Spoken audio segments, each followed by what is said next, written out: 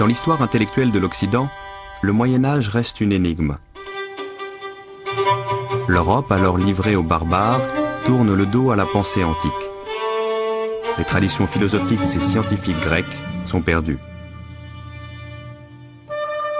Puis, après une amnésie de 7 siècles, comme par miracle, ces traditions réapparaissent et irriguent à nouveau les grands débats intellectuels européens.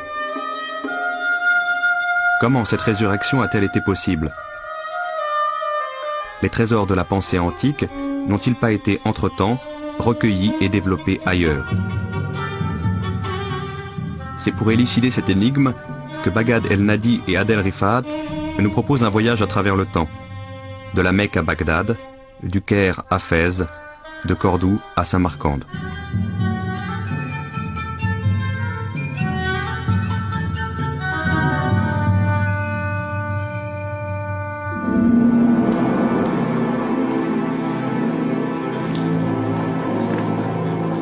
La chute de Rome en l'an 476 après Jésus-Christ, c'est la disparition de l'État, la ruine des grandes villes, le recul dramatique de l'écriture, l'effacement de la mémoire collective européenne.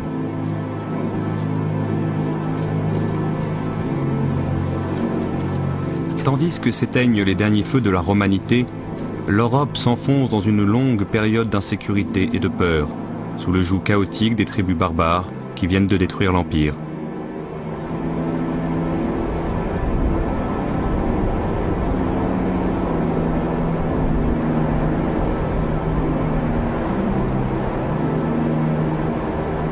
La forêt redevient maîtresse du paysage, où l'espace cultivé retombe à 4%. Tandis que l'Église, dans son combat contre le paganisme et les hérésies, s'efforce d'asseoir son autorité sur la hantise du péché et la peur de l'enfer.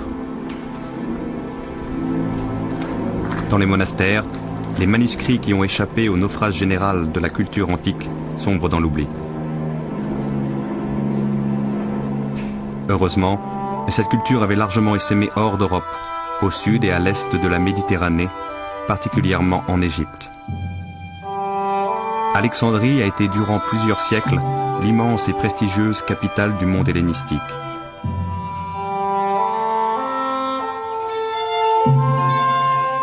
Son université, son académie, sa bibliothèque qui compta jusqu'à 700 000 volumes ont attiré les plus grands savants, Ptolémée, Archimède, Euclide, Hippocrate, Galien, jusqu'à Philon et l'école néoplatonicienne.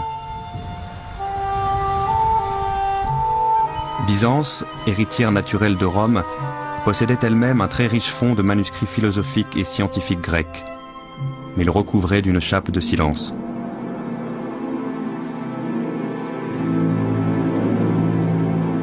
En proie à des crises religieuses récurrentes, elle ne se souciait pas d'entretenir de libres débats philosophiques, mais de consolider les dogmes du christianisme orthodoxe.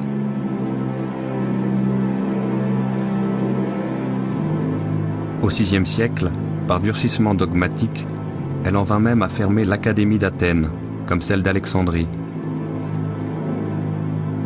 La plupart des savants qui entendaient perpétuer les savoirs de ces écoles cherchèrent alors refuge auprès de l'ennemi juré de Byzance, la Perse sassanide. Les deux empires rivaux se livraient en effet depuis des siècles une guerre sans merci.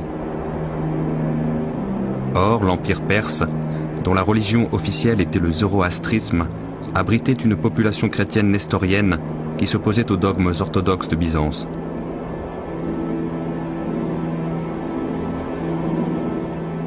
Cette rivalité doctrinale allait favoriser la survie en Perse de la tradition philosophique grecque, mais une survie au ralenti, comme en veilleuse, en attendant un souffle nouveau.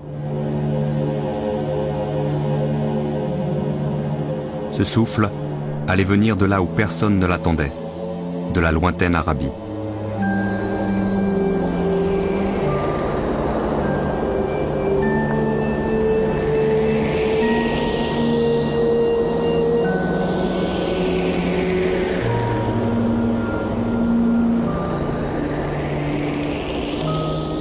Les Arabes, ça commence où? Personne ne sait, mais la plus ancienne attestation, c'est vers 850, je crois, avant Jésus-Christ, une bataille Karkar en Syrie, où il y avait une coalition de différents petits royaumes de l'époque, parmi lesquels il y avait, je ne me rappelle plus, 500 ou 800 chameliers arabes.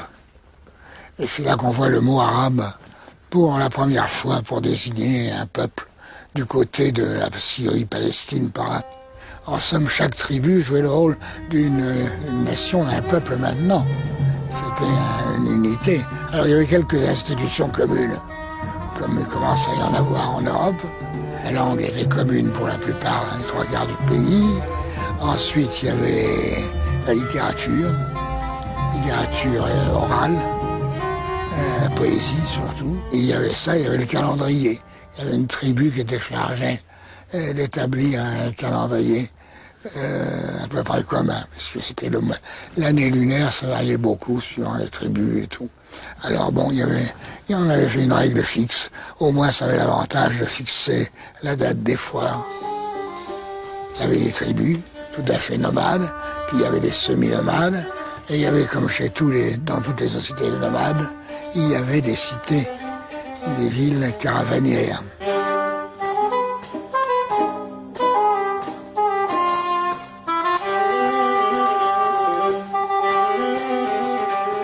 Alors c'était des centres, effectivement, et en général marqués aussi par une implantation religieuse, un temple où on allait en pèlerinage.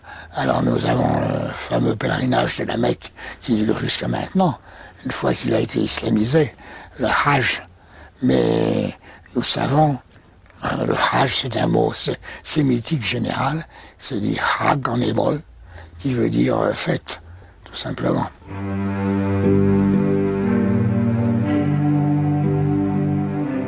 Sauf dans le sud de l'Arabie, ces tribus parlent une langue que l'on reconnaît partout comme l'arabe, cousine de l'araméen et de l'hébreu. Mais cette langue, qui s'écrit très peu, comporte pratiquement autant de dialectes qu'il y a de tribus. Et certaines de ces tribus ont débordé la péninsule vers le nord, pour constituer deux petits royaumes, l'un vassal de Byzance et l'autre de la Perse. Ces deux royaumes ont longtemps constitué des carrefours caravaniers prospères, permettant vaille que vaille la poursuite du commerce entre les deux empires ennemis, et au-delà, entre l'Asie centrale et le nord de l'Europe.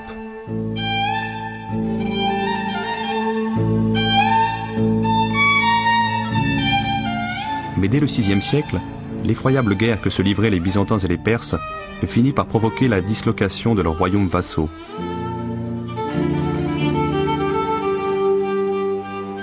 C'est alors que le grand commerce intercontinental se chercha une base d'appui épargnée par la guerre, plus au sud, à l'intérieur même de la péninsule arabique.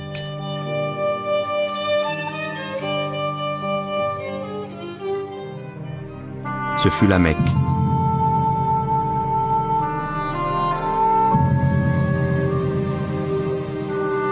La Mecque est depuis des siècles un lieu de pèlerinage, où de nombreuses tribus polythéistes font momentanément taire leurs querelles une fois par an pour vénérer ensemble la pierre noire. C'est un espace de paix, de négociation, où les grandes caravanes trouvent le havre idéal qu'elles cherchent. La Mecque connaîtra alors une brusque et considérable prospérité qui fait vaciller les valeurs de solidarité tribale en même temps que les vieilles traditions polythéistes.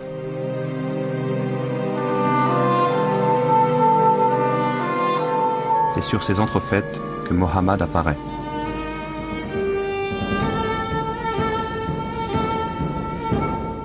Issu d'une branche pauvre de l'une des grandes familles mécoises, Mohammed a commencé par gérer le commerce florissant de sa femme et à ce titre a voyagé à la tête de différentes caravanes, au cours desquelles il a eu des rencontres enrichissantes et qui l'ont notamment sensibilisé aux messages juifs et chrétiens.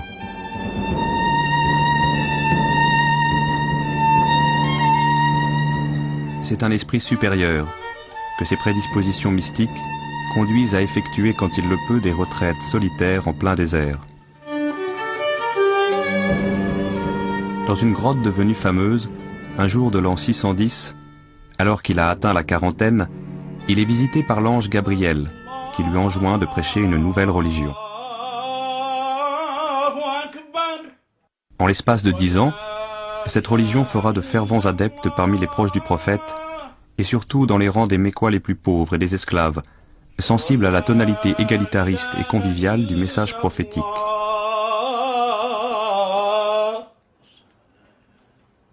Les grands notables auxquels Mohammed reproche ouvertement leur rapacité et leur indifférence au sort des plus faibles vont réagir de plus en plus violemment, en harcelant certains des adhérents à la nouvelle religion.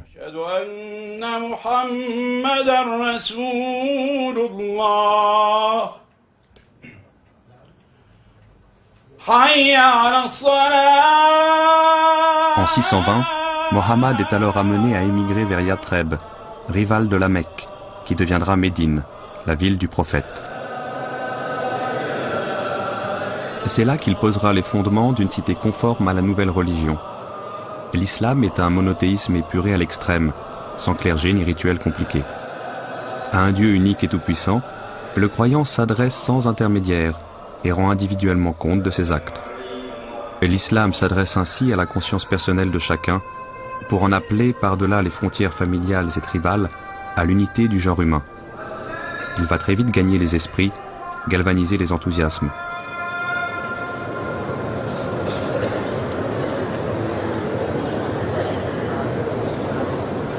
Mohammed se sent bientôt assez fort pour déclarer la guerre à la Mecque, établir contre elle des alliances tribales de plus en plus larges, séduire quelques-unes des personnalités mécoises les plus marquantes. Et finalement, conquérir la ville, sans même avoir à lui livrer d'ultimes batailles. Il mourra peu après. Bon, il y a la prophétie, il y a l'islam, et en quelques décennies, quelque chose se met en marche. Oui. Et comment penser cette chose, justement, cet élan assez exceptionnel? Eh bien, c'est assez difficile à trouver l'explication. Alors évidemment, il y a l'explication miraculeuse, celle de l'islam traditionnel. C'était Allah, qui est Dieu, qui a voulu cela. Et il y a d'autres explications d'après les circonstances historiques et la valeur que ça avait pour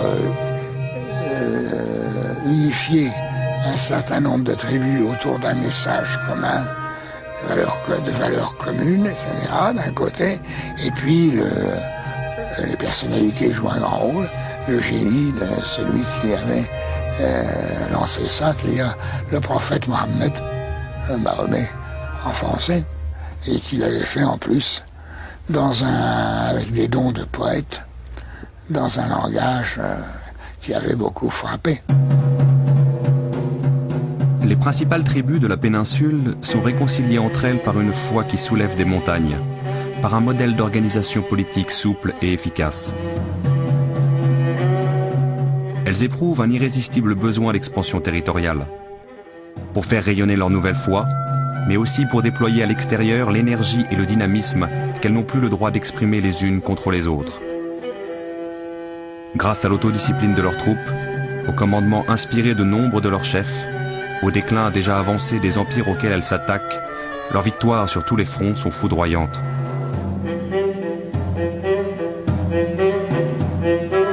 En 636, 4 ans après la mort du prophète, les armées de l'islam remportent une victoire décisive sur les troupes de Byzance.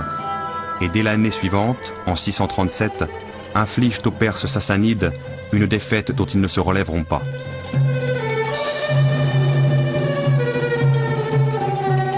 En 642, l'empire perse s'écroule, ouvrant la voie vers l'Inde. De son côté, Byzance perd la Syrie, la Palestine, l'Égypte, ouvrant la voie à l'Afrique du Nord. En 649, Chypre est occupée, puis Rhodes. Cet islam, Jacques Berck le salue comme un système qui, à une époque de lassitude du monde, voulut lui rendre sa jeunesse.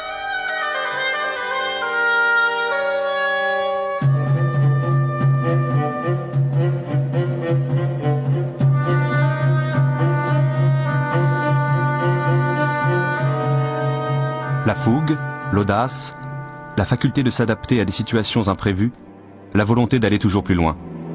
Telles sont les qualités qu'on retrouve alors chez les grands capitaines de l'islam, en même temps qu'une extraordinaire humilité.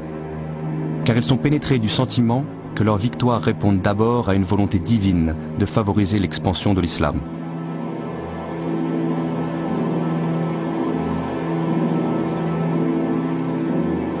C'est ainsi que s'explique l'extraordinaire humilité avec laquelle ces capitaines se comportent vis-à-vis des califes, successeurs immédiats du prophète. Le destin de Khalid ibn al-Walid est à cet égard exemplaire. Khalid a été surnommé par les siens le glaive de l'islam, parce qu'il n'a jamais perdu de bataille. Génie militaire tout-terrain, il est le principal artisan des défaites infligées aux Perses comme aux Byzantins. Adulé par ses troupes, il se croit tout permis. Il commet certains excès.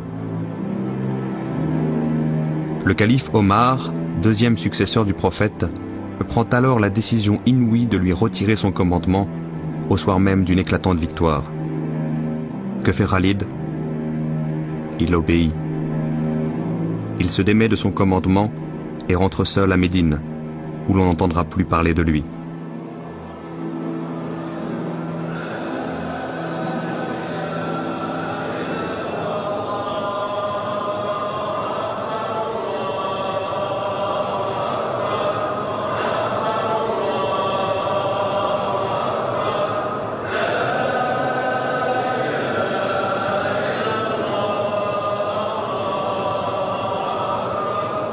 La force nouvelle que l'islam insuffle aux Arabes tient au contenu comme à la forme du message prophétique. Par le lien original qu'il établit entre la toute-puissance divine et la marge d'initiative humaine, l'islam incite le croyant à l'action et lui offre une destinée possible sur la terre.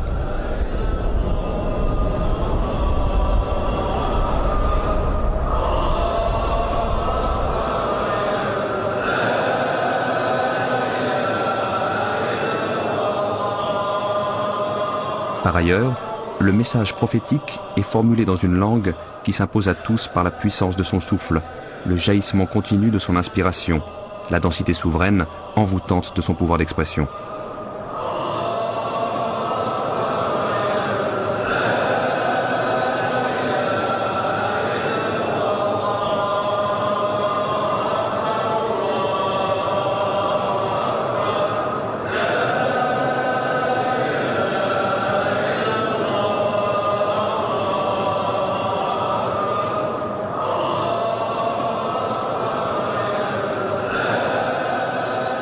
Ce message transmis oralement commence à s'éparpiller après la mort du prophète, entre des compagnons et des témoins dont certains ont appris les textes par cœur. D'autres ont transcrit différents passages sur des morceaux de cuir, des palmes, des os d'omoplate. Diverses versions commencent à circuler, d'autant plus menaçantes pour l'unité du message que les règles de l'orthographe et de la grammaire arabe ne sont pas encore fixées. D'où l'importance cruciale de la décision prise par le calife Osman de coucher par écrit la version officielle unifiée de la révélation, le Coran. Mais lorsque la foi suscite la conquête, que la conquête ouvre la voie à l'Empire et que l'Empire conduit à la construction de l'État, se posent les problèmes de pouvoir, éclatent les dissensions et les rivalités.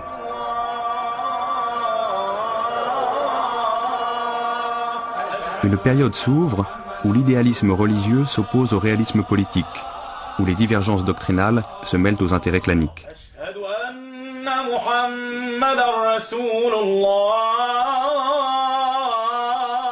Un conflit armé opposera Ali, le dernier des 4 califes, qui furent les compagnons du prophète, à Moawiya, descendant d'une grande famille mécoise qui jadis avait combattu le prophète.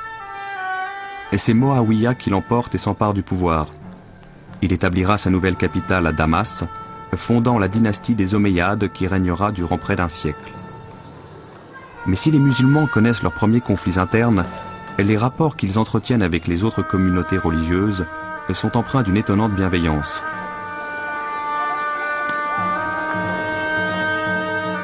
Les musulmans qui viennent d'occuper une ville chrétienne, où ils ne trouvent aucune mosquée, seront souvent enclins à partager les églises existantes avec les chrétiens.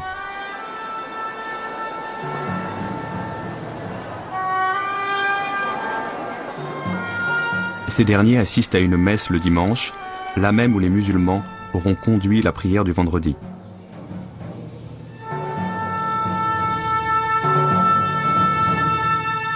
Les musulmans ne chercheront pas à forcer l'islamisation des peuples conquis.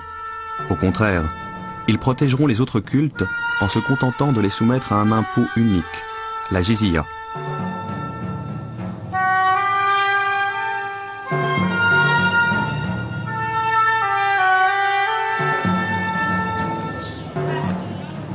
Chrétiens de diverses obédiences, juifs, zoroastriens, seront souvent intégrés à l'administration califale. Mais ils ne jouiront pas des droits et des privilèges réservés aux musulmans, à moins de se convertir à leur tour. Ce que les califes omeyyades, paradoxalement, n'encourageront pas.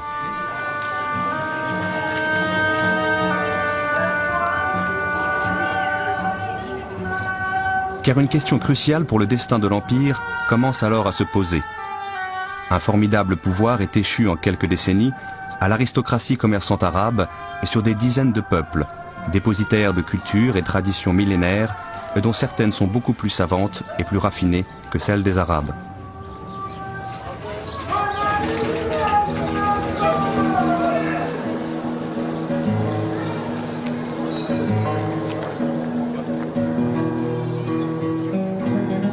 Les Omeyyades vont-ils imposer à tous ces peuples un statut d'infériorité permanente vis-à-vis des Arabes? Ou, au contraire, leur offrir par la voie de l'islamisation et de l'arabisation de participer à part entière à ce pouvoir?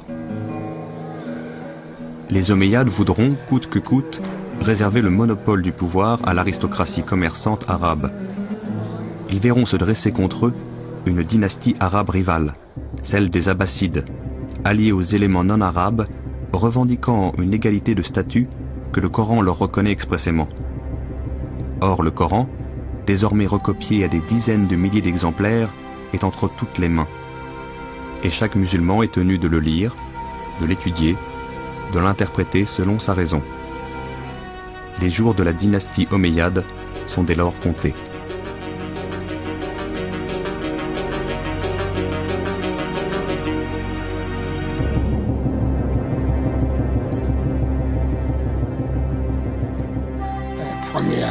Dynastie de calife, entre 650 et 750 environ, c'était celui des Omeyyades. Alors là, c'était vraiment un empire arabe, une domination arabe, sans trop de complexe. Mais en 750, il y a eu une espèce de révolution par laquelle tous les peuples soumis surtout des Persans et des Araméens, ont déclaré: nous sommes convertis à l'islam maintenant, nous devons avoir le pouvoir comme vous autres, comme les Arabes. Et alors ils ont établi non plus un empire arabe, mais un empire musulman. Alors, le monde islamique pourra faire appel aux talents disponibles au sein de tous les peuples conquis, souvent dépositaires de cultures millénaires, dont certaines sont plus raffinées que celles des Arabes. Alors, ce monde islamique connaîtra une effervescence intellectuelle qui de proche en proche gagnera tous les domaines de la connaissance. Alors, les savoirs antiques, qui avaient jusque-là survécu dans la pénombre de conditions précaires, apparaîtront en pleine lumière pour donner un élan nouveau à la pensée universelle.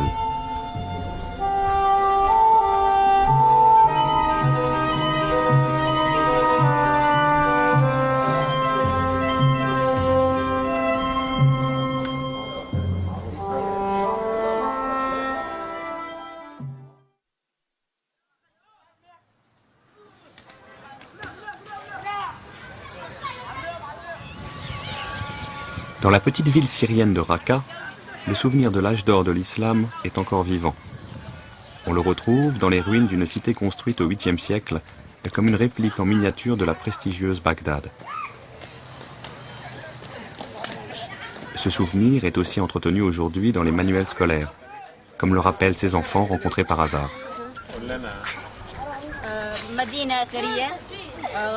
قام ببنائها أبو جعفر المنصور وأكمل بنائها هارون الرشيد، وقد حاول هارون الرشيد في بناء هذه المدينة تقليد مدينة بغداد. نعم، كان هناك كثير من العلماء كالبستاني، وهو كان من مواليد الرقة وأبرز العلماء الفلكيين، وبرع حتى أن هناك منطقة في القمر تسمى على اسمه، تسمى بطيلموس العرب. لا تستاهل جائزة أكثر جائزة يعني بس ابن رئيس النادي كلنا. Bagdad évoque au milieu du 8e siècle la victoire des Abbassides sur les Omeyyades. Or, cette victoire marque bien plus que le remplacement d'une dynastie par une autre. C'est une nouvelle conception du pouvoir qui s'impose en islam. Pour les Omeyyades, le pouvoir restait le monopole des Arabes. Pour les Abbassides, il doit être partagé entre Arabes et non-Arabes en vertu du principe d'égalité entre tous les musulmans. Les Abbassides vont alors pouvoir compter sur les talents qui se refusaient aux Omeyyades. Et ils vont élargir considérablement les horizons intellectuels de l'Empire. Mais d'abord, les premiers califes abbassides doivent marquer dans l'espace leur nouvelle domination. Ils veulent une capitale qui exprime leur parti pris multiethnique. Et c'est le deuxième calife Al-Mansour qui va s'en charger. Il va chercher pour cela un emplacement vierge, qui ne soit ni celui d'une ville arabe, ni celui d'une ville perse, et qui soit assez central pour surveiller toutes les régions de l'Empire. Il le trouve près d'une bourgade située entre le Tigre et l'Euphrate, au climat tempéré, dans une plaine fertile, au carrefour de grandes routes caravanières. Ce sera Bagdad.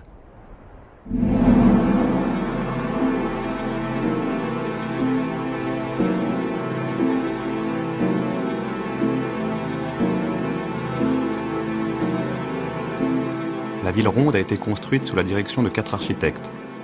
100 000 artisans y ont participé, venus de tous les coins de l'Empire, pour exprimer à la fois leur allégeance politique et l'entrelacement harmonieux de leurs traditions et de leurs techniques. Ce gigantesque chantier a été achevé en 3 ans. Bagdad comptera jusqu'à 1 million d'habitants, d'origines et de religions diverses. À la même époque, Rome, la ville la plus peuplée d'Occident, ne comptera que 30 000 habitants, et Paris, guère plus de 5 000. Mais nous ne pouvons plus rien voir aujourd'hui de la capitale abbasside. Construite en briques, plusieurs fois abîmée ou détruite puis reconstruite, elle disparaîtra définitivement lors des invasions mongoles au XIIIe siècle.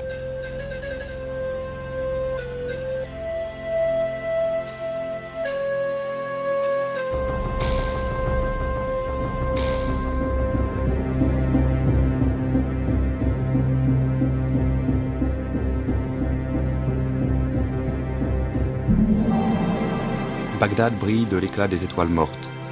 Nous pouvons la rêver. La rêver à travers les témoignages de ses contemporains, à travers les légendes et les mythes qu'elle a inspirés, et puis à travers la présence des cités de l'islam encore vivantes. Car ces cités furent bâties dans son sillage, conçues par rapport à elle.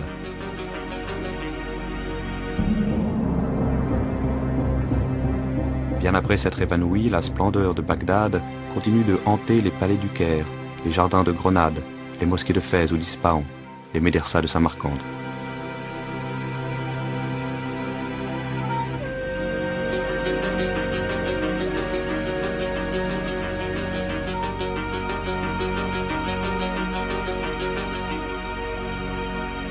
Un contemporain s'émerveille.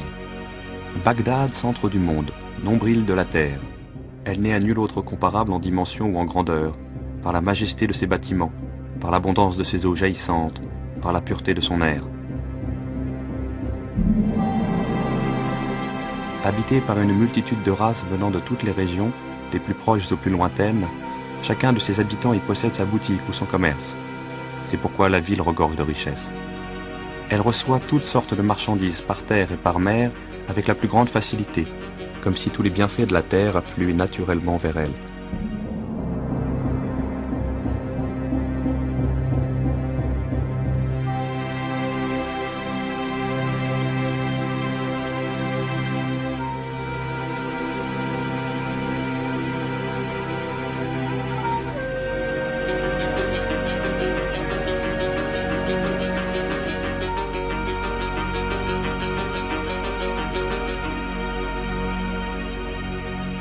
Bagdad est ainsi devenue la capitale mythique des 1001 nuits.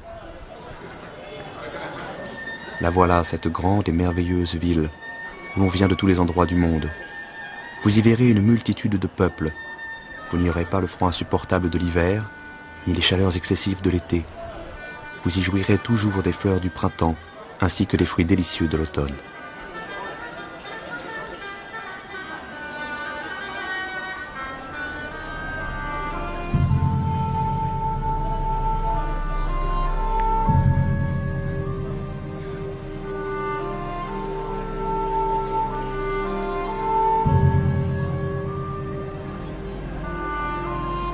Mais Bagdad n'est pas là que pour étonner ou séduire. Elle est là pour gouverner le monde. Ses califes vont installer des bureaucraties, mettre en place des institutions, susciter des vocations. Ils vont s'appuyer sur deux cordes claires. D'une part, les lettrés religieux dépositaires de la parole révélée, et d'autre part, une élite séculière de savants, de philosophes et de fonctionnaires, appelés à éclairer la réflexion des princes, à préparer leurs choix, à répercuter leurs décisions. Cette élite va trouver un formidable protecteur en la personne du calife Al-Ma'amoun.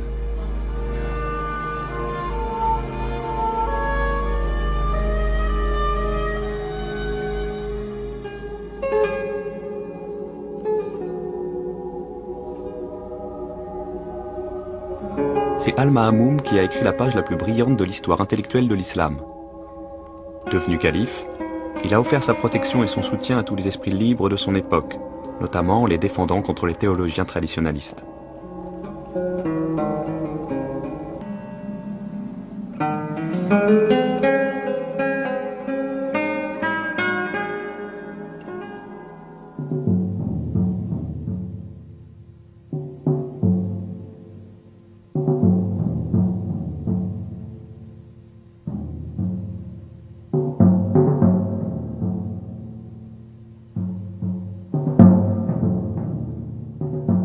Plus qu'aucun autre, Al-Ma'amoun a pris la mesure du défi posé au califat. Pour gouverner un empire aussi vaste, en assumant la diversité de ses populations et de ses cultures, il lui fallait à la fois mobiliser tous les talents de son époque et faire appel à tous les savoirs acquis au cours des époques précédentes. Al-Ma'amoun, c'était quelqu'un qui était un souverain très éclairé et qui a voulu faire de Bagdad une capitale brillante. Bon. Et il a donné les moyens à ceux qui étaient capables de la rendre brillante, il a donné les moyens de le faire. Pourquoi? C'est parce que d'une part, c'était un empire qui était riche, c'était un empire qui était très vaste, avec échange d'informations surtout. Et vous aviez des gens de passage à Bagdad qui venaient de la Chine. Et vous aviez donc des gens qui vous racontaient ce qui se passait en Chine, quelle était la géographie locale, que c'était... Bagdad, à l'époque, c'était au croisement de tas de choses au niveau culturel. Vous aviez tout le monde, l'ancien monde hellénistique. Vous savez, les manuscrits grecs, ils étaient sur place, parce que l'Empire recouvrait une partie de l'ancien empire byzantin. C'est-à-dire qu'on n'avait pas à aller chercher les manuscrits. Ils étaient dans les monastères, ils étaient dans les anciens centres culturels, les manuscrits étaient là. C'était pas un déplacement.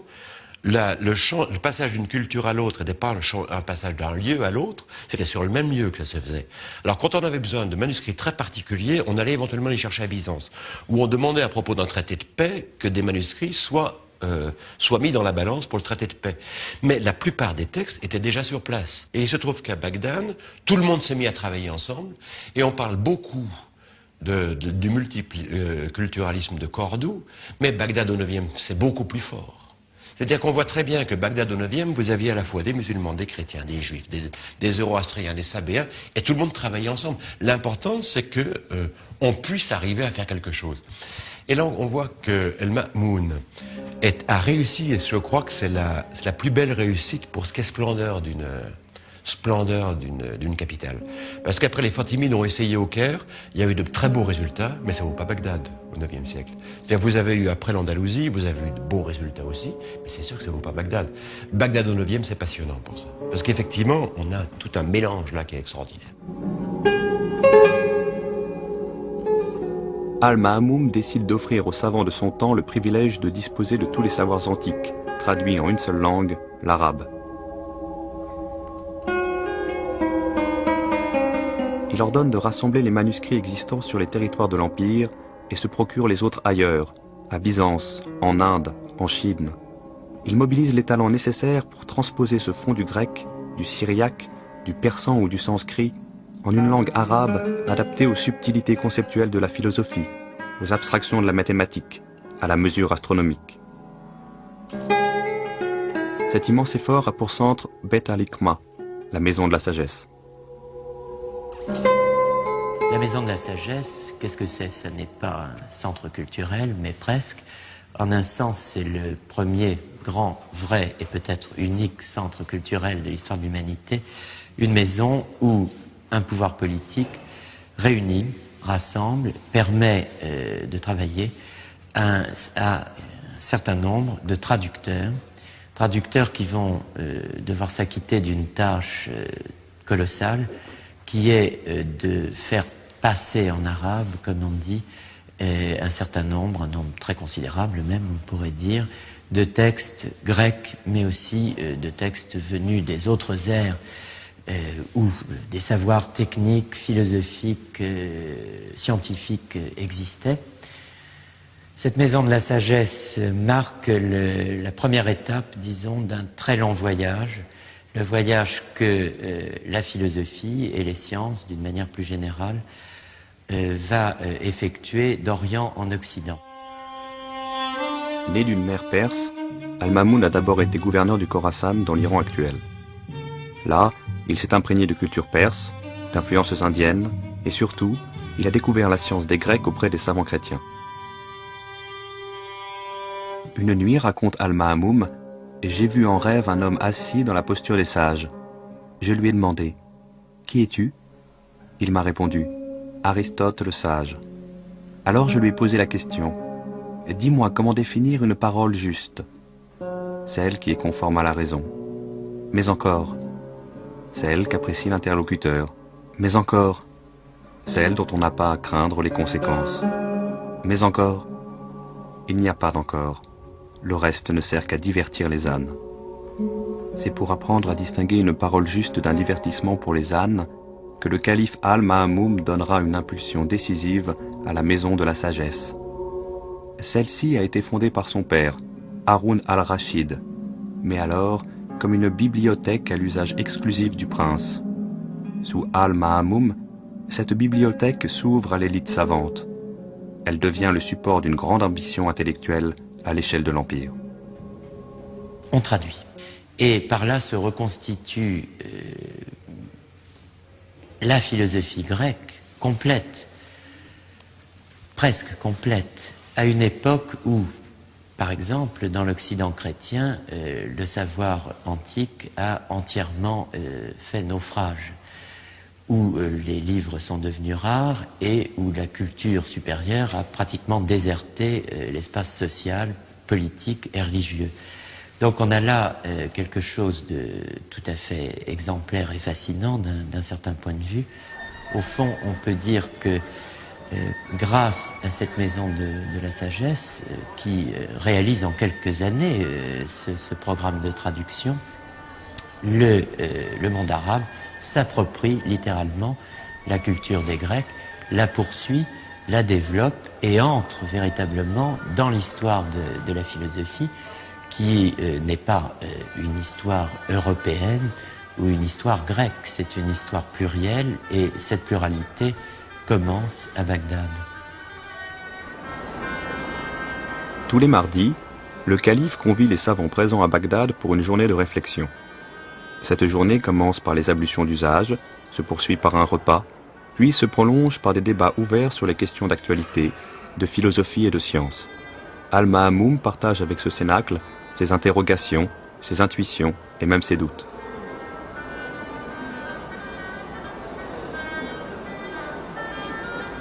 La maison de la sagesse de Bagdad devient un exemple à suivre. Elle essaime dans de nombreuses villes de l'islam, et cette fois non seulement chez les princes, mais aussi chez de grands notables, des hommes de culture, des médecins. De la bibliothèque royale, on passe à la bibliothèque publique, puis à la bibliothèque privée.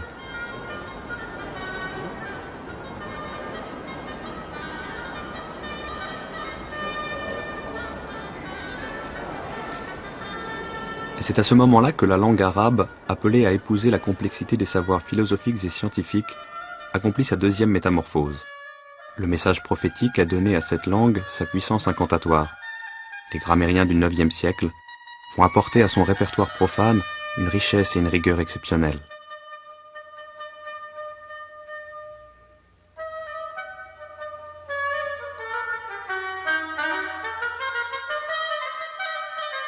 Les savants, d'où qu'ils viennent, doivent se mettre à apprendre cette langue pour participer au mouvement.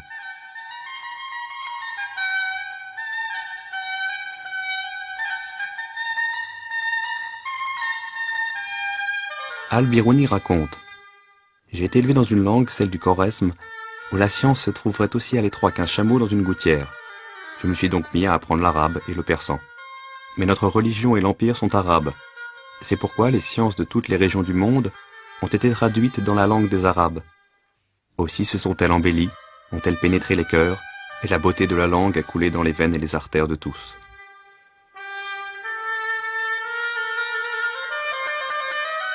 Il y a un engouement général pour la lecture, pour le savoir.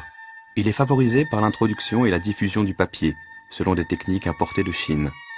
Les copistes disposent alors d'un matériau léger, solide et beaucoup moins onéreux que le papyrus et le parchemin.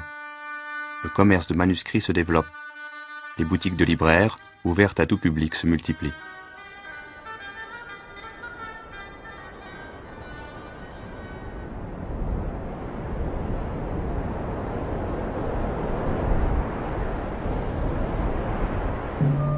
Le livre devient le vecteur d'un mouvement intellectuel qui touche à tous les domaines du savoir.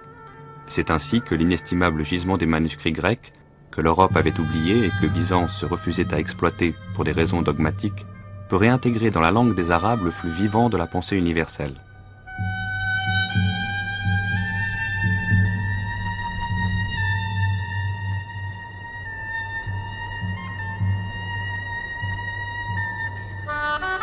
On assiste à l'émergence d'une figure prestigieuse, celle du savant total, de l'érudit tout-terrain, à la fois grand voyageur, philosophe, musicien, mathématicien, astronome.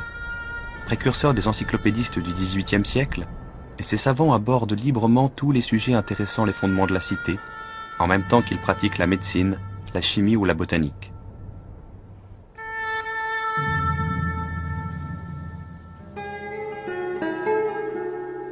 À leurs yeux, l'islam n'oppose pas la raison à la révélation.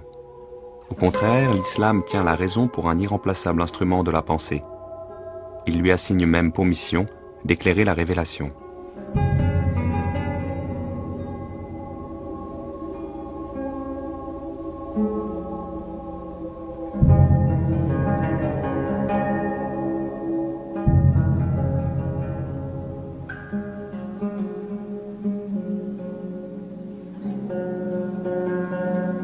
L'islam ne se présente pas comme une religion irrationnelle. Il y a des aspects dans le Coran, c'est bien connu, qui prônent la réflexion. Et les sciences islamiques s'étaient déjà formées, étaient rompues à la discussion, etc. Donc ce n'était pas... il y avait toute une armature rationnelle. Mahmoud, il a voulu, je pense, si on prend le problème de ce point de vue-là, sa décision politico-culturelle a consisté à introduire un usage de la raison que les musulmans n'avaient pas inventé, qui avait été inventé par d'autres, mais qui pouvait avoir son intérêt. Et ce qui me confirme dans cette idée, c'est un passage d'ailleurs assez connu du philosophe Al-Kindi, qui a été d'ailleurs très bien en cours auprès de Mahmoud. Au début de son livre de la philosophie première, il donne son programme, et son programme philosophique, son programme de philosophe, c'est de rassembler tout ce que les philosophes ont trouvé dans les temps précédents, de faire passer cela en arabe, de le mettre à la portée de l'époque, et de cette façon-là, de compléter la philosophie. Et qu'est-ce que ça veut dire compléter la philosophie? On le voit par l'intention générale de son œuvre, c'est retrouver ce qui a été inspiré aux prophètes d'un seul coup, et que les hommes mettent des siècles à retrouver.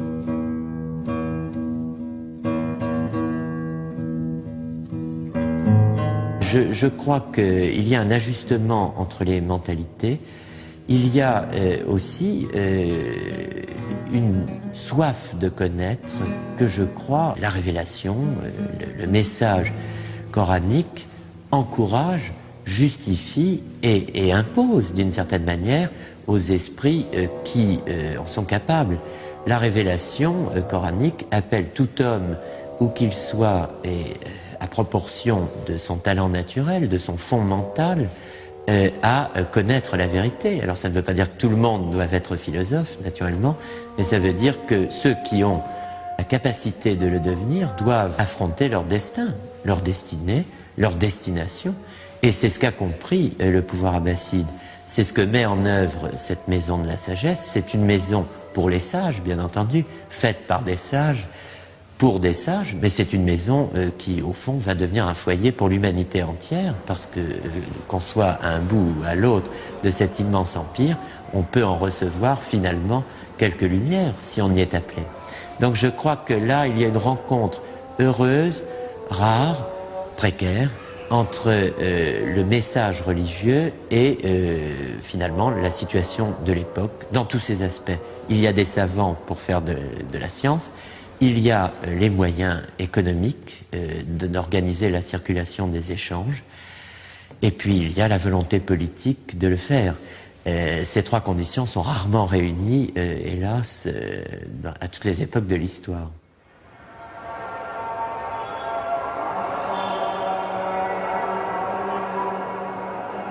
Recherche, débat, controverses passionnées suscitent un bouillonnement intellectuel qui exaspère les lettrés traditionalistes. Pour ces derniers, la liberté de conscience va trop loin. Elle risque de mettre en question l'omniscience divine.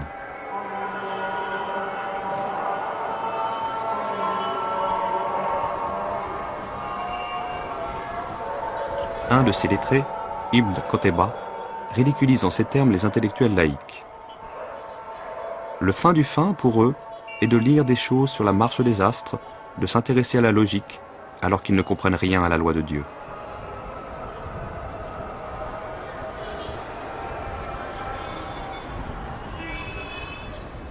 Mais les savants pourront continuer de réfléchir, d'écrire et d'enseigner, durant 3 siècles, tant que les princes continueront de les protéger, partant du principe selon lequel les croyants doivent exercer leur propre jugement face à toutes les questions auxquelles les textes sacrés n'apportent pas de réponse explicite.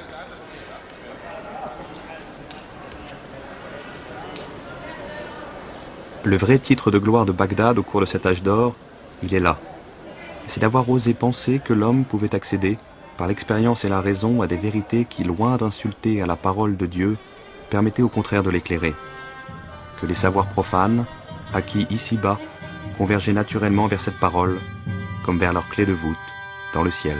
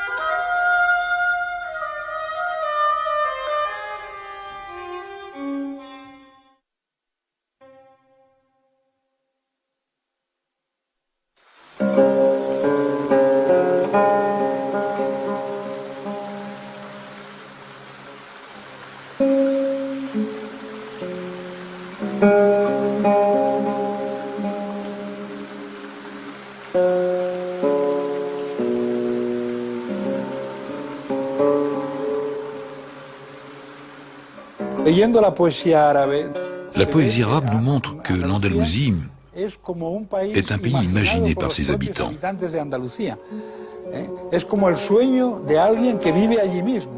Il semblerait que ses habitants l'aient construite à l'image de leurs rêves. Alors ils ont développé l'agriculture, le jardinage, le monde urbain, la cuisine, une façon de comprendre le temps, la poésie, la relation avec les femmes, toute une série de valeurs qui, en fin de compte, représentent le rêve arabe. De nos jours, lorsqu'un arabe parle de l'Andalousie, il parle encore d'un rêve, d'une puissance, de son califat. Mais en réalité, il parle d'une grande œuvre, d'un immense décor dont le monde arabe avait besoin à cette époque pour se réaliser pleinement.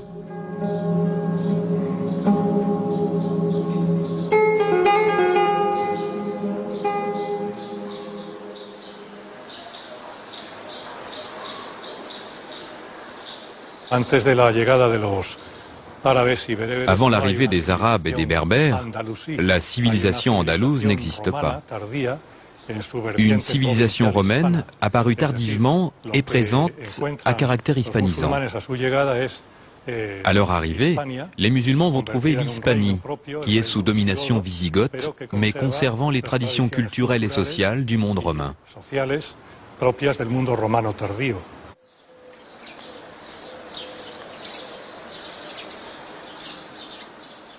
C'est en 710 qu'un comte chrétien, Julien, se rend auprès du gouverneur musulman de l'Afrique du Nord, Moussa ibn Nusayr, pour faire miroiter à ses yeux toutes les richesses de l'Espagne.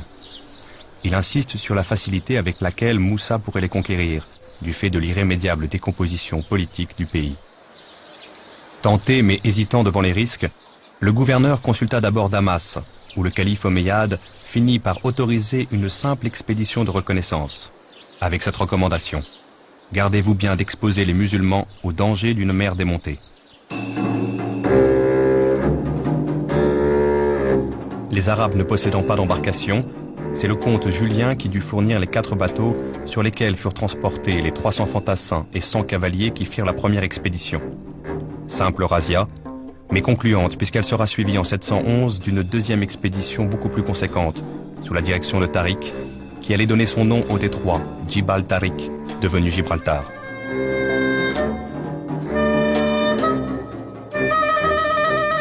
Étrange spectacle que celui de cette armée de 7000 hommes, essentiellement berbères, commandée par un chef musulman avec pour conseiller un officier catholique, où les guerriers wisigoths se mêlaient aux combattants du Rif. Les succès de cette armée furent si rapides que le gouverneur Moussa décida en 712 de passer à son tour le détroit, à la tête d'une armée cette fois surtout composée d'Arabes. Il devait ensuite faire sa jonction avec les soldats de Tariq, à la hauteur de Tolède. Bientôt maître de la plus grande partie de l'Espagne, Moussa se montra d'une grande magnanimité envers ce pays dont la conquête avait été si facile. Il le récompensa en instaurant un régime des plus tolérants. On raconte même qu'il reprocha amèrement à Tariq d'avoir inutilement versé le sang de quelques chrétiens lors de la seule vraie bataille qu'il avait eu à livrer jusqu'à Tolède.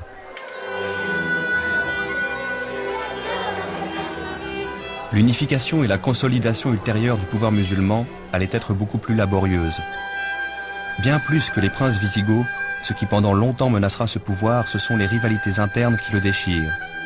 Entre Arabes et Berbères, mais aussi entre différentes tribus arabes, ces rivalités se transforment souvent en combats fratricides. Sans compter, à partir de l'an 750, l'opposition entre les fidèles de la dynastie déchue des Omeyyades de Damas et les partisans du nouveau pouvoir abbasside à Bagdad.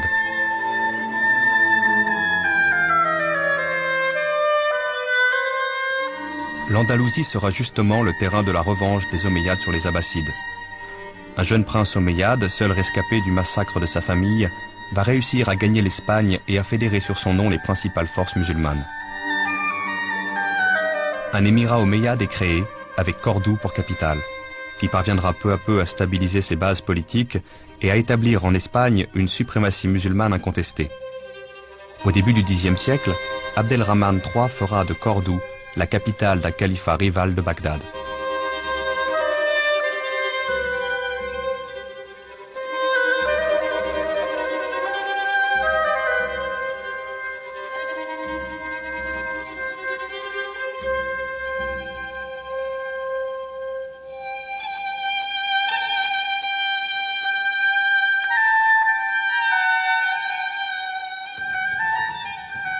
Les richesses accumulées à Cordoue au Xe siècle sont colossales. À titre d'exemple, ce cadeau qu'un noble qui vient d'être nommé vizir envoie au calife pour le remercier. 500 000 pièces d'or frappées, 400 livres d'or brut, 200 sacs de lingots d'argent, 30 pièces de soie brodée, 10 pelisses dont 7 en peau de renard blanc du Jourdain, 100 pots de zibeline, 6 tentes d'apparat, 48 manteaux tissés de soie et de fil d'or, 100 armures de parade, 1 millier de boucliers, 100 000 flèches, 100 chevaux, 60 esclaves dont 40 hommes et 20 femmes. De cette période faste date l'essor d'une civilisation musulmane proprement andalouse, à laquelle contribuent aussi bien des musulmans que des chrétiens et des juifs. Lorsque l'on visite Tolède, on découvre une ville où cohabitent 3 cultures différentes. La culture musulmane tient une place prépondérante dans l'histoire de la ville. Lors de la conquête, les musulmans sont entrés par là. Beaucoup d'églises de Tolède ont alors été transformées en mosquées et en oratoires, les mosquées étant des lieux pour prier. Là, vous voyez le motif des colonnes.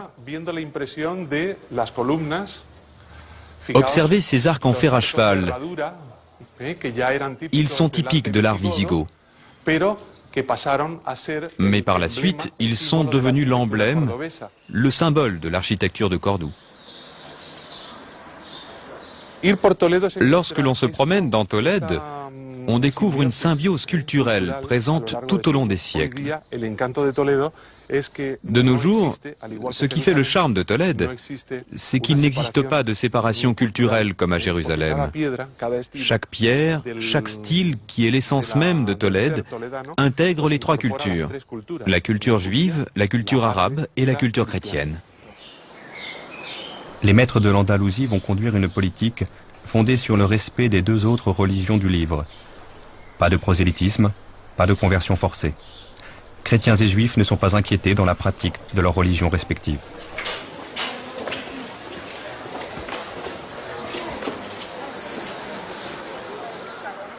Même lorsque l'on assiste à des conversions massives de chrétiens, désireux de bénéficier du statut fiscal préférentiel accordé aux musulmans, les communautés restées chrétiennes continuent de prospérer à l'abri des persécutions. Elles gardent leurs églises, leurs couvents, des chefs chrétiens responsables, des percepteurs spéciaux. Elles ont même des magistrats appliquant sous le contrôle de l'administration musulmane le code gothique du Liber Judicum.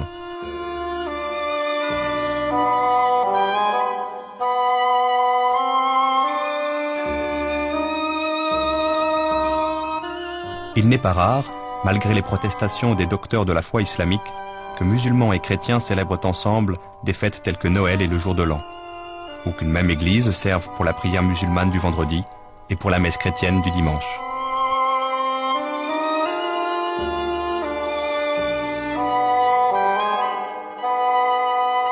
Juifs et chrétiens vont occuper des postes parfois importants dans l'administration musulmane, certains d'entre eux devenant des familiers ou des conseillers des califes et des princes. Lorsqu'à certains moments des fanatiques catholiques provoquent délibérément le pouvoir, en proférant des insultes publiques contre l'islam, ils sont condamnés à mort, mais généralement désavoués par leurs propres coreligionnaires. Quant aux juifs, ils maintiennent une loyauté totale à l'égard de l'administration califale.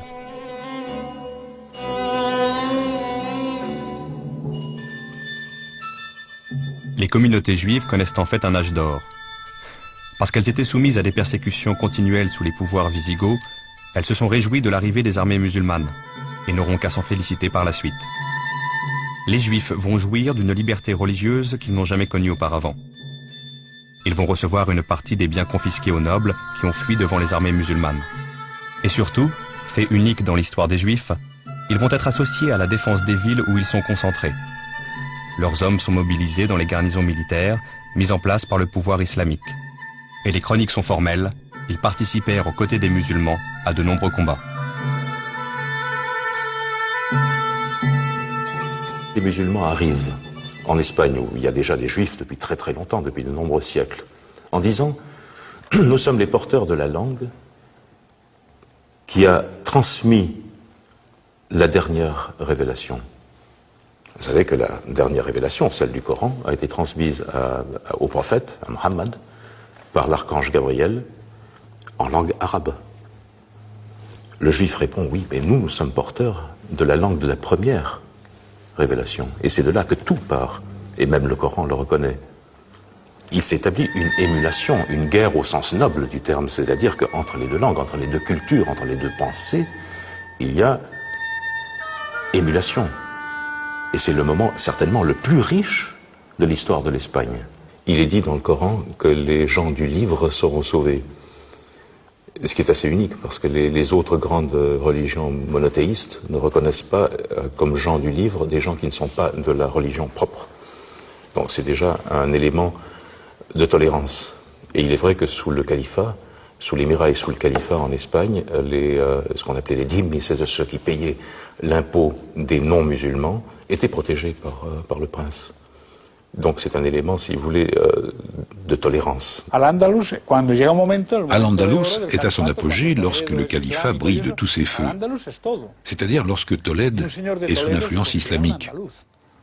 Alors celui qui est de Tolède se dit être andalou parce que Al-Andalus ne se restreint pas seulement au sud de l'Espagne, et en faire partie autorisait la pratique de n'importe laquelle des trois religions. La seule exigence des dirigeants du califat était la reconnaissance de leur souveraineté politique. Une fois cette reconnaissance acceptée, vous aviez le choix de votre religion, votre église, votre mosquée, votre synagogue, et vous pouviez vivre en paix. Je pense que c'est la grande leçon que nous donne Al-Andalus à notre pays, l'Espagne, mais aussi à tous ceux qui sont prêts à se tuer lorsque leurs opinions divergent. Et c'est pourquoi, lorsque l'on parle de l'épanouissement intellectuel de l'Andalousie, il faut y voir la pleine participation des trois religions du livre.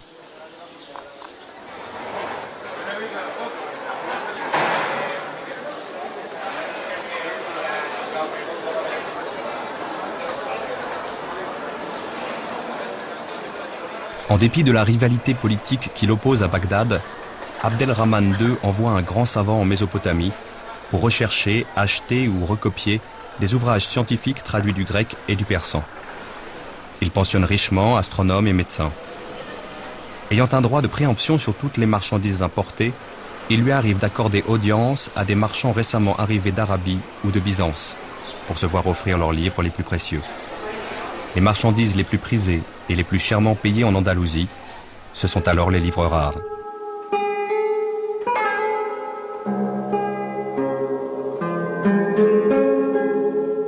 Tout au long du Xe siècle, Cordoue sera l'égal de Bagdad, en dimension, en population et surtout en magnificence. Un effort systématique est entrepris pour constituer une bibliothèque contenant tous les ouvrages capitaux, anciens et récents connus à l'époque. Un réseau de dépisteurs, de collecteurs, de copistes, étendu à l'ensemble du monde islamique, achemine vers Cordoue une fabuleuse collection d'ouvrages, égale en importance à celle des califes abbassides. On cite le chiffre de 400 000 volumes. À Cordoue même, une armée de scribes, de relieurs, d'enlumineurs veillait à l'entretien de ces trésors.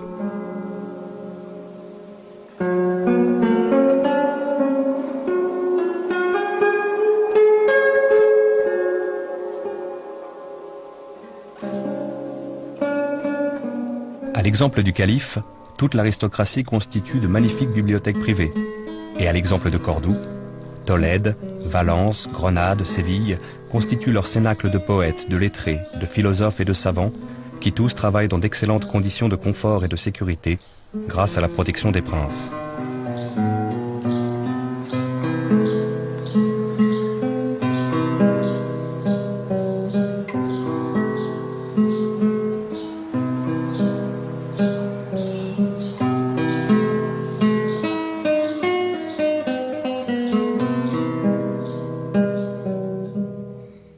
La langue arabe devient dès le IXe siècle la langue de culture de toutes les communautés, jusqu'au cœur de l'aristocratie catholique. Ce qui provoque la colère du Cordouan Alvaro. Tous les jeunes chrétiens qui se font remarquer par leur talent ne connaissent que la langue et la littérature arabe. Ils lisent et étudient avec la plus grande ardeur les livres arabes. Ils s'en forment à grands frais d'immenses bibliothèques et proclament que cette littérature est admirable. Quelle douleur! Les chrétiens ont oublié jusqu'à leur langue religieuse. Sur 1000 d'entre eux, vous en trouverez à peine un seul qui sache écrire convenablement une lettre en latin.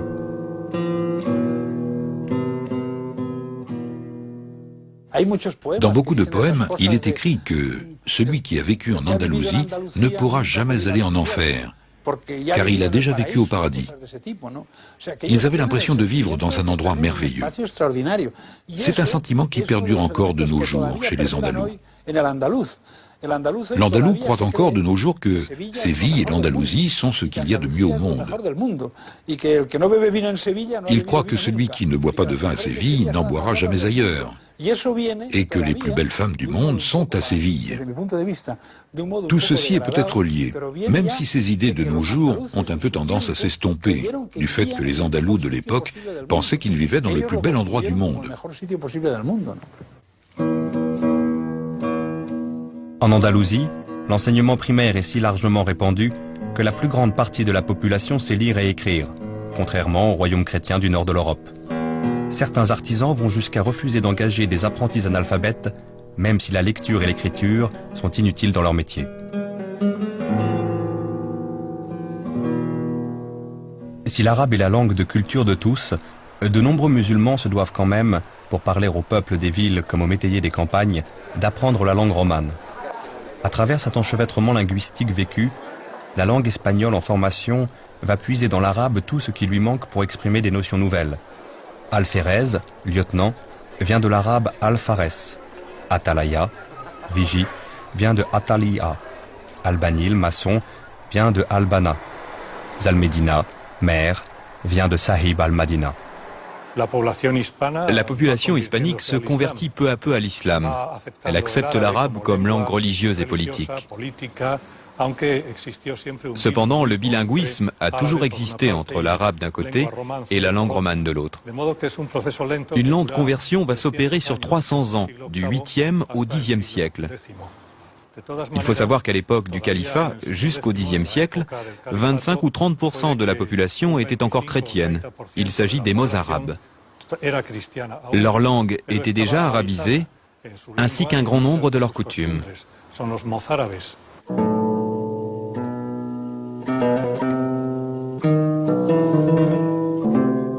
Cependant, la domination culturelle n'empêche pas un jeu d'influence réciproque en profondeur entre les différentes communautés. Ainsi, phénomène unique en société musulmane, les femmes commencent à sortir sans voile, à briller dans les milieux cultivés, à se distinguer dans certains cénacles par leur talent de poétesse et de lettrée. Quelque chose d'essentiel bouge dans le statut figé de la femme, qui d'ailleurs soulèvera l'indignation de nombreux docteurs de la loi islamique.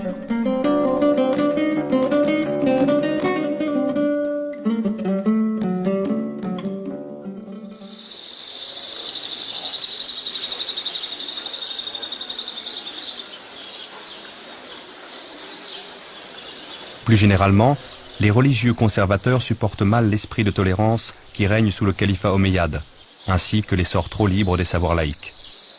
Ils vont s'efforcer d'y mettre fin, ou du moins d'y mettre un frein, chaque fois que l'occasion leur semblera bonne. À partir de la fin du Xe siècle, à la faveur de l'effondrement du califat et de la prolifération des petits royaumes indépendants, les princes musulmans subissent la pression croissante des conservateurs. Ceux-ci prônent un durcissement dogmatique, et demandent plus de foi et moins de raison, plus de piété et moins de liberté. Certains princes les entendent, d'autres persistent dans la volonté de défendre la pensée, de protéger les penseurs, de maintenir un certain mode de vie.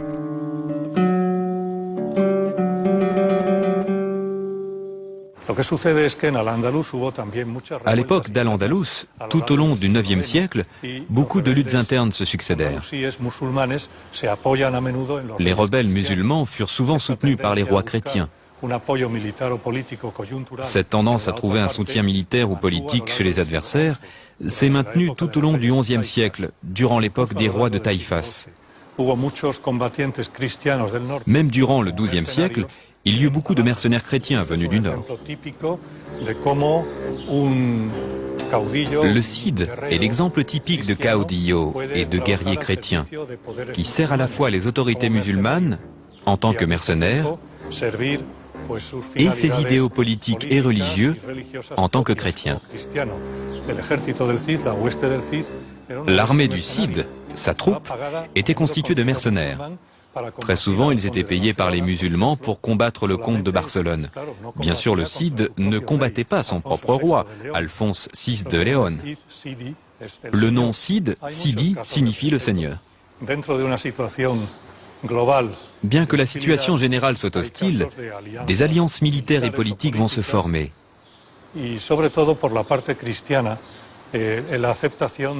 Ce sont principalement les chrétiens qui vont accepter les coutumes et les habitudes de la vie quotidienne des musulmans.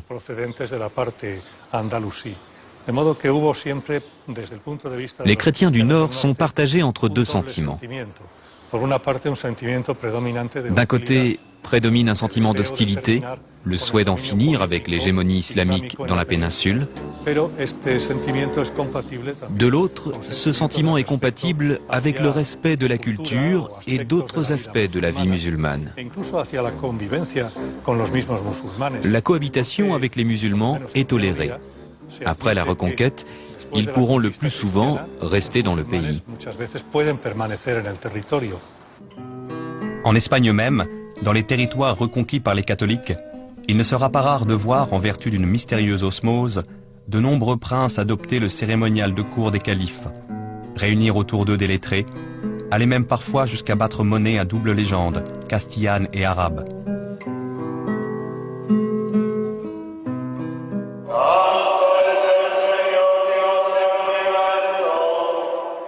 Ce qui nous frappe encore dans le formidable corps à corps de l'islam et de la chrétienté, dont l'Espagne aura été le siège durant 8 siècles, c'est ce miracle de deux mondes qui se sont affrontés sans se fermer l'un à l'autre. C'est le mystérieux démenti de la culture au fanatisme, qui fera que jusqu'au XVe siècle, dans les villes reprises par les princes catholiques, on continuera de convoquer les talents et les savoirs arabes, détenus par des juifs, aussi bien que par des musulmans.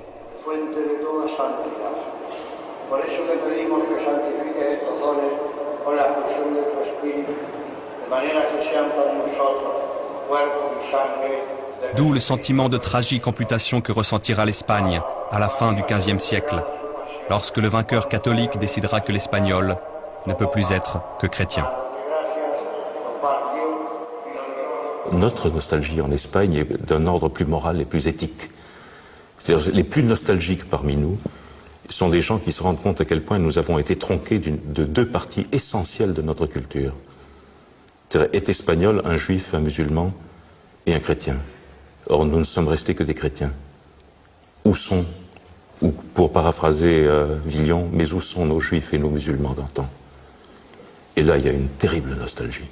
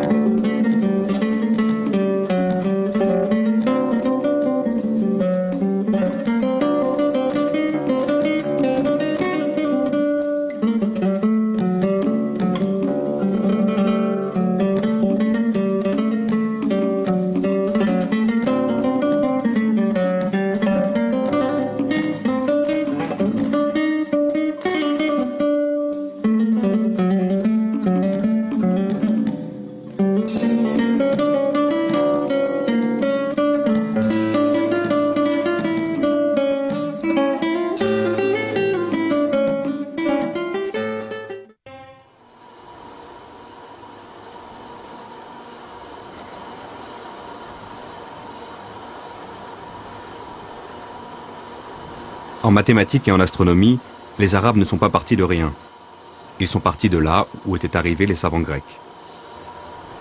Le premier point de départ et le plus important, c'est la Grande Grèce. La Grande Grèce, c'est toute la région qui était hellénisée depuis au moins le 3e ou le 4e siècle avant notre ère. Et donc, il y avait toutes les sources scientifiques laissées par les savants hellénistiques qui ont cultivé aussi bien les mathématiques que l'astronomie, que la médecine, que la philosophie, que le reste. Le deuxième point de départ, c'était du côté perse. Là aussi, il y avait des sources en astronomie, un petit peu en mathématiques, et un peu plus tard, des sources sanskrites.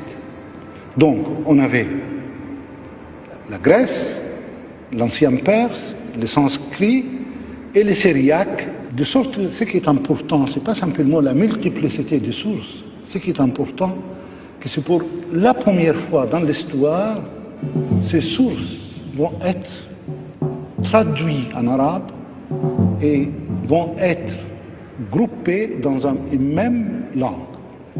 Et toutes ces sources vont être maintenant lues et étudiées en arabe, ce qui crée la première, pour ainsi dire, bibliothèque internationale au sens du monde de l'époque. Le deuxième élément important, qu'il y a des chapitres qui n'ont aucun rapport avec les mathématiques grecques ou avec la science grecque. La notation des nombres n'est pas d'origine grecque. Les 10 chiffres de 0 à 9, appelés en Europe chiffres arabes, nous permettent d'écrire n'importe quel nombre avec une simplicité et une rigueur accessibles à tous. C'est aux Arabes que l'Europe doit d'avoir pris connaissance il y a près de 1000 ans de ce formidable outil qui a trouvé sa forme achevée en Inde dans les premiers siècles de l'ère chrétienne. Bien sûr, on savait exprimer et écrire les nombres bien avant cette époque. Un signe pour les unités, entailles, tirets ou lettres de l'alphabet, un signe pour les dizaines, un signe pour les centaines et parfois les milliers. Mais tous ces systèmes avaient une ambiguïté fondamentale. La position des chiffres n'avait qu'une importance relative, et de plus, dans certains cas, comme la numérotation romaine, rien n'interdisait d'écrire en principe un nombre, par exemple 14, sous différentes formes. Pour les très grands nombres, les calculs devenaient alors inextricables. La numération décimale indo-arabe possède sur tous ces systèmes un avantage décisif. La position du chiffre dans le nombre donne une information essentielle. Dans le nombre 1958, la seule position du chiffre nous fait savoir que le 1 désigne les milliers, le 9 les centaines, le 5 les dizaines et le 8 les unités. Un rang est-il absent? L'écriture nous en signale le silence avec le 0. À lui seul, ce mot 0 est une page d'histoire. Les Indiens l'appelaient en sanskrit vide, sunya. Les Arabes ont choisi le mot arabe signifiant vide, sifr, pour le désigner. De là, le mot a voyagé dans les langues d'Europe. Sifr, sifra, chiffre. Mais aussi sifr, zéphirum, zévéro, zéro. Le calcul indien, comme l'appelaient eux-mêmes les Arabes, a fait son apparition en Europe au XIIe siècle, à travers un texte latin issu d'un livre composé en arabe 3 siècles plus tôt à Bagdad. Son auteur, Muhammad ibn Musa al-Khawarizmi, a vu son nom propre donner naissance à un nom commun, l'algorithme. Procédure de calcul qui va avoir une efficacité foudroyante par rapport aux anciennes méthodes à base de boulier et d'abac. Le mot algorithme n'est autre que la forme francisée du mot latin algorithmus, lequel, à son tour, est la forme latinisée de al-Khawarizmi. Cet immense savant travaillait avec bien d'autres auprès du calife Al-Ma'amoum, au IXe siècle à Bagdad. Il a constitué l'algèbre en science. Et le mot algèbre nous vient aussi du titre arabe de son ouvrage consacré aux équations, Kitab al-Jabr wal-Muqabala. À quel souci répondait cet ouvrage? Certes, Al-Khawarizmi entendait aider ses contemporains dans leurs échanges commerciaux, leurs mesures d'arpentage ou leurs problèmes d'héritage. En cela, il n'était pas le premier. Le progrès accompli réside dans le caractère général et systématique des règles que dégage Al-Khawarizmi. Par exemple, on disposait de procédures assez simples permettant de répondre à la question suivante. J'ajoute à la surface d'un champ carré 10 fois le côté de ce champ et je trouve 39 unités de monnaie. Quelle est la superficie de ce champ et la longueur de son côté? Grâce à Al-Khawarizmi, nous écrivons aujourd'hui le problème sous la forme de l'équation générale x au carré plus 10x égale 39. X est la chose inconnue, x au carré en est la deuxième puissance, c'est-à-dire la nouvelle surface du champ. C'est une équation qui resservira pour tous les problèmes du même type. Al-Khawarizmi la résout en raisonnant géométriquement sur des surfaces. Et nous pouvons justifier pleinement les règles de calcul qui nous conduisent à la solution, dans notre cas, x égale 3. Cette nouvelle démarche, c'est l'algèbre en train de naître. Elle est inventée par Al-Khawarizmi. Mais ce qui est nouveau pour Khawarizmi, c'est deux choses. L'un, c'est de concevoir une théorie générale des équations. Il ne s'agit pas de résoudre cette équation ou cette équation. Non, il s'agit d'avoir toutes les classes d'une équation, enfin, tout un type d'équation et résoudre les types. Quel était le résultat? Le résultat que pour la première fois dans l'histoire, nous avons une discipline qui traite des objets généraux, des objets qui peuvent être aussi bien géométriques qu'arithmétiques. Or, ceci a offert aux mathématiques, à l'ensemble des mathématiques, des possibilités qui n'ont jamais existé auparavant. Aussitôt élaborée, l'algèbre sera réinvestie dans d'autres domaines mathématiques, comme l'arithmétique ou la géométrie, contribuant à résoudre les problèmes jusque-là difficiles et inaugurant à partir de là de nouveaux territoires théoriques. Dans la chaîne des maîtres, dont beaucoup restent encore pour nous simplement des noms, car on n'a pas retrouvé leurs œuvres, il nous faut citer l'un des plus grands, Ibn al-Haytham.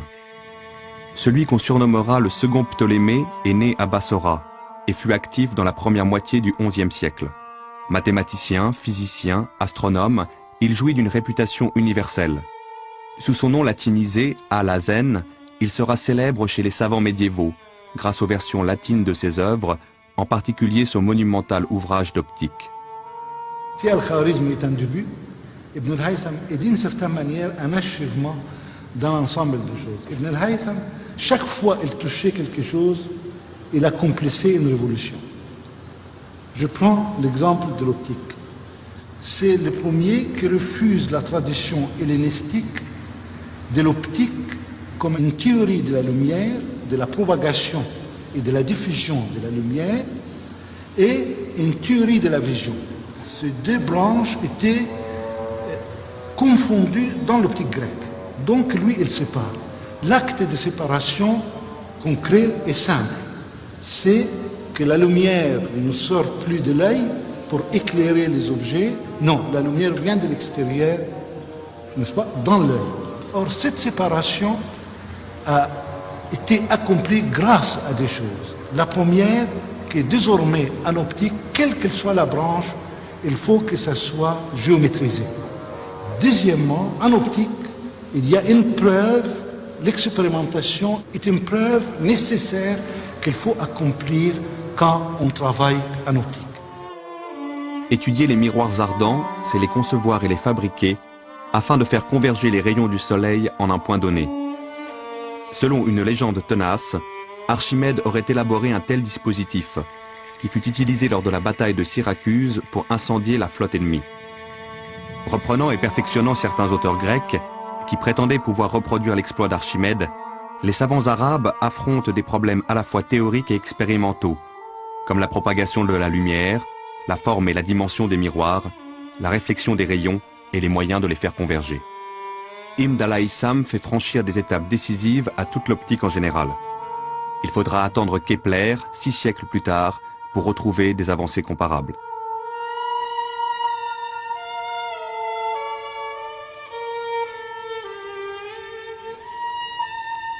C'est pour cette raison-là que Ibn al-Haytham était à la fois immense, aussi bien en Orient qu'en Occident. Parce qu'on a traduit son livre principal, qui est l'optique, sous le titre Opticae et Thésaurus al-Hazani. Et ce livre d'optique d'Al-Hazan a été la source sur laquelle tout le monde a travaillé au XIIIe siècle et ainsi au XVIe siècle, Kepler par exemple, ou Descartes lui-même au début du XVIIe siècle, etc. La mathématique arabe est indissociable de l'astronomie. Al-Haytham n'est pas seulement mathématicien et physicien, il est aussi astronome. Il va contribuer à critiquer le modèle de Ptolémée sous lequel s'est bâtie toute l'astronomie de cette époque. Avant Ptolémée et bien avant l'arrivée des Arabes, la majorité des civilisations observant le ciel, les Babyloniens, l'Égypte pharaonique, voient la Terre comme le centre du monde. On l'imaginait plate, avec une voûte céleste tournant autour de celle-ci. Depuis le VIe siècle avant notre ère, les Grecs savent que la Terre est ronde. Ptolémée arrive au IIe siècle. Bon, Ptolémée, IIe siècle, c'est le plus grand astronome, le couronnement de l'astronomie hellénistique. Disons qu'après Ptolémée, il y a eu des commentateurs de Ptolémée, mais il n'y a eu aucune recherche en langue grecque. Donc on a Ptolémée qui est à la fin d'une époque, qui a fait la synthèse de tout ce qu'il y avait avant lui, qui a créé ses propres modèles et qui a donc fait quelque chose au milieu du IIe siècle, qui est resté le manuel type d'histoire de l'astronomie. C'est un manuel qui commence par la Terre, ensuite qui donne toutes les observations sur l'horizon, et il prend le Soleil, la Lune, et toutes les astres fixes et tous les autres astres ensuite. Et cet ordre-là sera gardé pour toute la suite. Le modèle de Ptolémée, c'est quoi? La Terre est ronde et immobile au centre de l'univers. Autour d'elle pivote la toile du ciel, avec des étoiles fixes les unes par rapport aux autres, à l'exception de certains objets célestes qui évoluent sur cette toile de fond selon des trajectoires pouvant paraître aberrantes. Nous savons aujourd'hui que la Lune, Mercure, Vénus, le Soleil, Mars, Jupiter et Saturne, que les anciens appelaient les 7 planètes, composent en fait avec la Terre un système mobile dont le centre est le Soleil, et non la Terre. Leurs trajectoires ne suivent donc pas exactement la rotation de la voûte céleste, telle que la voyaient les Grecs. Les Arabes vont reprendre l'héritage de Ptolémée qui avait commencé à expliquer ces trajectoires aberrantes en élaborant un premier modèle géométrique. Des cercles emboîtés tournent autour de la Terre, auxquels on adjoint des cercles dont le centre n'est pas celui de la Terre, les excentriques, ainsi que des petits cercles dont le centre lui-même est mobile, les épicycles. À partir de Ptolémée autour de 150, vous avez eu des commentateurs de Ptolémée, mais plus personne n'a fait, on n'a que quelques observations isolées entre le 2e et le 9e siècle. On a donc une pratique de l'astronomie qui avait complètement disparu. Alors lorsque les textes sont traduits au 9e siècle, début 9e, ils ont donc des textes, mais il n'y a plus de pratique. Il faut donc retrouver comment se fait une pratique. L'Almageste est traduit en 825-826. Dès 827, il y a 2 observatoires créés, un à Bagdad, un à Damas. Et celui de Damas est avec un plan d'observation continue sur un an du Soleil et de la Lune. En astronomie hellénistique, il n'y a pas d'observation continue. Et lorsqu'on prend les observations de Ptolémée, ce sont toutes des observations qui sont ponctuelles. Là, on a des observations continues, et lorsqu'on dit que les observations continues datent de la fin 16e avec Tycho Brahe, je regrette, ça date du 827 à Damas. Les Arabes s'aperçoivent que le modèle de Ptolémée n'explique pas tout. Il va falloir rajouter et rajouter des cercles, qui rendent ce modèle incroyablement complexe, sans pour autant tout expliquer. D'autant plus que les Arabes, pratiquant l'observation astronomique sur des échelles et des durées encore jamais égalées, détectent de plus en plus d'incohérences dans le modèle de Ptolémée. Mais le modèle géométrique mis au point par les Arabes permet de prédire par exemple où sera la planète Mars le 5 mars à telle heure.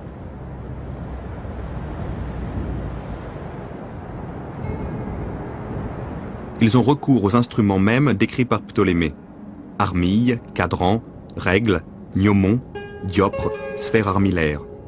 Ils ont l'avantage sur Ptolémée de pouvoir mobiliser sur injonction califale des dizaines voire des centaines de chercheurs pendant des semaines, des mois entiers, pour comparer leurs observations sur un très vaste territoire.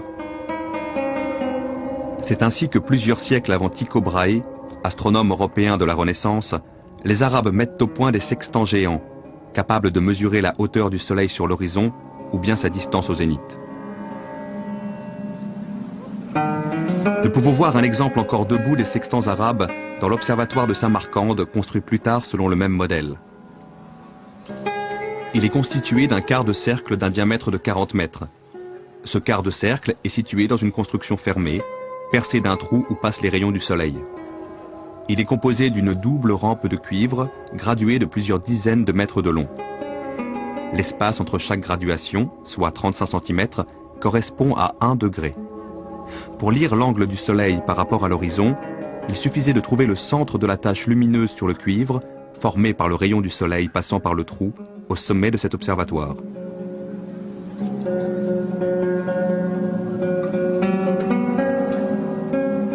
La science des astres commande des questions d'ordre religieux aussi bien que pratique. L'heure des prières, la direction locale de la Mecque, l'apparition du croissant lunaire indiquant le début du mois de jeûne de Ramadan, mais aussi l'orientation en mer, le calcul de la position d'un lieu. On voit apparaître en Égypte au XIIIe siècle de nouvelles fonctions telles que celle du Muwakkit, astronome chargé de réglementer les heures des prières, ainsi que celle du Mikati, chargé au sens large de la mesure du temps, sans lien direct avec une institution religieuse. Mais l'astronomie continue de se poser aussi des problèmes purement théoriques. La question pratique posée est immédiatement dépassée et qu'on a des études théoriques immédiatement qui n'ont plus aucune application pratique, qui sont simplement par un jeu de recherche. Et par exemple, Thabit Nkora, il prend toutes les orientations possibles de plans. Et il se demande comment arriver à calculer les lignes d'heure sur ces plans, et il fait une étude exhaustive là-dessus. Ça n'a aucun intérêt du point de vue pratique. Quelqu'un qui lui a dit, écoute, moi ce que je veux savoir, c'est où sera l'heure de la prière. Mais il dit, oh, bah, écoute, tu te débrouilles. C'est-à-dire qu'en gros, on a un traité de gnomonique, qui est un traité qui n'a plus aucun intérêt pratique, qui n'a plus que l'intérêt de la recherche. La recherche théorique progresse donc en même temps que s'accroît la durée et l'échelle des observations. Le problème de la visibilité du croissant lunaire, le soir du 29e ou du 30e jour, va provoquer un sérieux ébranlement dans la perfection du modèle de Ptolémée. C'est le problème le plus compliqué de l'astronomie ancienne, car un nombre incroyable de paramètres rentre en jeu. En suivant à la lettre le modèle de Ptolémée, on devrait observer une variation du diamètre de la Lune. Or, bien sûr, les Arabes savaient à l'époque que c'était faux grâce à leurs observations. En étudiant cette question, les Arabes s'aperçoivent donc que le modèle de Ptolémée ne marche pas.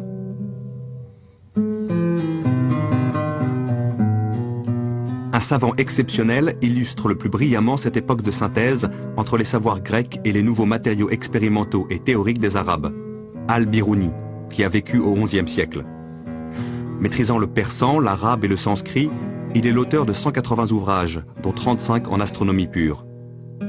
Dans son Kanum al-Mazoudi, il réunit dans le cadre théorique fixé par Ptolémée toutes les données grecques, persanes, indiennes et arabes connues qu'il ordonne, mathématise et reformule. Mais alors, dans un autre coin, ça c'était le Caire, autour du première moitié du XIe siècle, vous avez Ibn Haytham, qui est mort après 1040 à peu près. Hein, bon. Mais alors, ce qu'il y a, c'est qu'Ibn Haytham, lui, n'était pas un observateur. Mais c'était quelqu'un qui avait un mathématicien exceptionnel, un physicien exceptionnel, et qui prend simplement les travaux d'astronomie qui ont été faits jusque-là, et il fait un petit traité qui s'appelle les doutes sur Ptolémée. Et il reprend Ptolémée en fonction de tous les travaux antérieurs, sur les 2 siècles précédents, en langue arabe. Et il voit que Ptolémée ne tient plus. Et effectivement, il donne toutes les incohérences de cette géométrie de l'univers de chez Ptolémée, parce qu'il montre que tout ce système de cercles était incohérent, parce qu'étant donné les mouvements qui doivent exister dans le ciel, on ne peut pas arriver à inclure dans des corps concrets les mouvements imaginés par Ptolémée. Le système de Ptolémée se fissure, mais reste toujours irremplaçable. Il faut des trésors d'ingéniosité mathématique pour continuer de le faire marcher. Au XIIe siècle, plusieurs savants, dont Averroès en Espagne musulmane, mettent l'accent sur les contradictions du système ptoléméen pour en proposer une formulation nouvelle. C'est vers le milieu XIIIe qu'il y a un observatoire qui est créé dans la Marara, disons que c'est le nord-ouest de l'Iran actuel. Et c'est un observatoire qui a été créé explicitement pour arriver à trouver des modèles géométriques qui étaient autres. Alors, ce qu'il y a, c'est que c'est Nasir ad-Din Tousi, qui lui est mort en 1274, c'était le maître d'œuvre de l'observatoire. Alors, il fait un premier traité qu'il appellera Mémoire d'astronomie, et qui est un peu dans le même genre. Mais là où il a quelque chose de capital, c'est qu'il propose déjà un premier modèle qui n'est plus ptoléméen. Al-Tousi reprend une critique du système ptoléméen déjà formulée par Ibn al-Haytham. On observe dans le ciel des mouvements de va-et-vient que décrivent certains astres, et qu'il est impossible d'expliquer par de simples mouvements circulaires, si complexes que soit le modèle. Il prend un grand cercle, un cercle de rayon R sur 2, moitié, il fait rouler le premier sans glissement, à l'intérieur du premier, et chaque point du petit cercle qui roule a comme lieu géométrique un diamètre du grand cercle. Et il le démontre. Si bien que ça lui permet d'intégrer dans les modèles de Ptolémée un système de 2 sphères qui roulent l'une dans l'autre et qui donnent un mouvement alternatif. Et on en arrive à Ibn Shater qui est la fin 14e, et il prend des systèmes d'épicycles multiples. Et tout peut être calculé en termes de mouvements circulaires uniformes. Donc on peut faire une maquette de l'univers. Et d'une certaine façon, Ibn Shater, en 1372, réalise bien mieux que Ptolémée lui-même le programme que Ptolémée avait donné au IIe siècle. D'une certaine façon, c'est la perfection du géocentrisme avec la physique ancienne, où la Terre est au centre du monde et tout tourne de façon parfaitement uniforme autour d'elle, avec des compositions de cercles où tous les mouvements sont centrés sur la Terre. Et ce qui est très intéressant dans le cas, c'est que si vous voulez, toute la géométrie de l'univers telle qu'elle a été faite par Nasir ad-Din, Qutb ad-Din et Ibn Shater, est la géométrie de l'univers qui a été reprise par Copernic en 1543. La révolution de Copernic porte une date, 1543. Le Soleil devient alors le centre du modèle géométrique de l'univers. Copernic, bon, lui change l'origine et met le Soleil au centre de l'univers plutôt que la Terre. Mais il garde le mouvement circulaire uniforme, comme les anciens. Il garde le monde organisé en sphères, avec tout le mouvement circulaire uniforme qui reste indispensable. Mais il change l'origine. C'est la seule chose qui change par rapport à l'astronomie ancienne.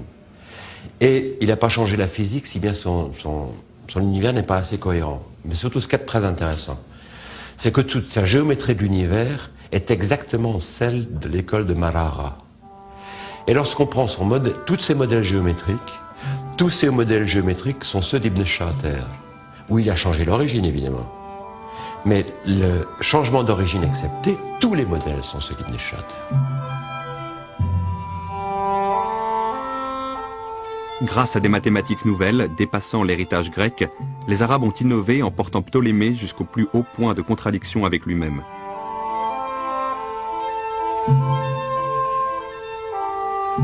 C'est par là qu'ils ont préparé la révolution copernicienne et frayé la voie à la renaissance scientifique de l'Europe.